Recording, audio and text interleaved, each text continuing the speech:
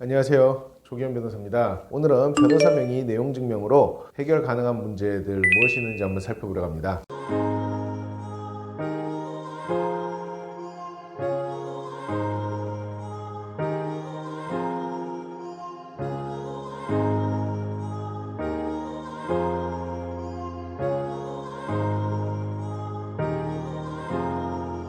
이 내용 증명이라는 것은 반드시 변호사를 선임해서 보내야 되는 것은 아니고 그냥 우체국을 통해서 보내면 돼요. B가 A한테 10만 원을 1월 2일까지 주기로 했다. 근데 10만 원을 A가 못 받으면은 원래 법적으로 10만 원에 대한 지연이자는 당연히 A가 요구할 수 있는 것이고, 그 외에 A 입장에서는 B한테 이 10만 원을 받아서 C랑 특별한 계약을 하기로 했는데 1월 2일에 10만 원을 못 받으면은 C한테 돈을 못 주고, 그에 대해서 계약이 깨지면은 A한테는 C에게 물어줘야 되는 100만 원의 위약금이 걸려 있다라고 했을 때, 이것을 A가 B한테 미리 알려두면은, 이 알려뒀다는 이유 때문에 B가 1월 2일에 주기로 한 10만 원을 못 줬을 때 A한테 발생한 이런 특별한 손해, C에게 물어야 될 위약금 같은 특별한 손해도 B가 책임져야 되는 경우가 있어요. 그런 경우에 A는 B한테 1월 2일 이전에 당신이 채무를 제때 이행하지 않으면 나한테 이런 아주 큰 손해가 발생한다는 걸 미리 알려놔야지만 특별 손해를 또 B한테 청구할 수 있는데, 미리 알렸다는 것을 입증하기에 가장 확실한 방법이 내용 증명이에요. A가 B한테 이러저러한 이야기를 했다라는 것을 우체국을 통해서 확실한 증거를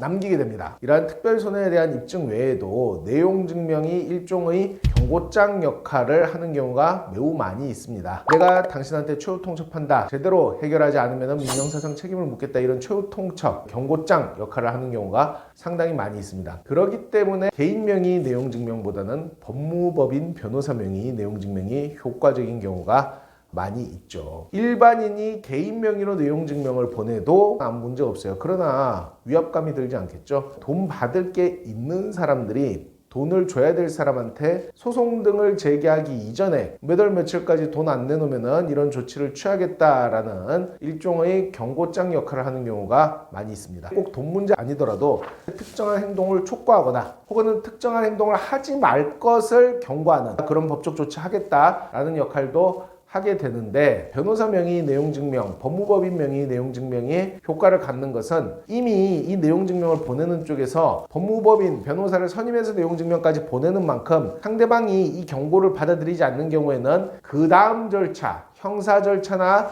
민사 절차 등 실질적인 법적 절차로 나갈 수 있음을 강력하게 알리는 의미가 있는 거예요. 그 외에도 내용 증명에 담기는 내용들을 상대한테 잘못된 방식으로 알리게 되면 이게 법적으로 공갈이나 협박이 성립할 가능성도 있어요. 그런데 변호사를 통해서 내용 증명을 보내게 되는 경우에는 그 알리고자 하는 내용을 미리 검토를 하겠죠. 그리고 공갈이나 협박에 해당하지 않도록 일정한 법률적인 쟁점을 살펴주기 때문에 나를 보호해주는 역할을 수행하기도 합니다. 그렇다면 내용 증명을 통해서 해결하기에 좋은 문제들이 뭐가 있을까요? 실무적으로는 소액 채권을 해결하는데 내용 증명이 효과적인 경우가 많습니다. 변호사를 정식으로 소송 대리인으로 선임해서 진행하기에 부담스러운 경우가 많아요. 100만 원 받을 돈이 있는데 그거보다 훨씬 많은 돈을 써서 변호사를 쓰게 되면은 전부 승소한다 하더라도 실제 받은 돈보다 변호사 비용이 더 들어서 손해보는 경우도 있기 때문에 주식 리딩방, 사기적 주식 리딩방 가입비 환불을 요구한다든지, 투자를 빙자하여 사기친 사람들한테 내 돈을 돌려내라고 요구를 한다든지, 부동산 등에 관해서 분쟁이 있을 때 몇 월 며칠까지 갚아내라, 땅에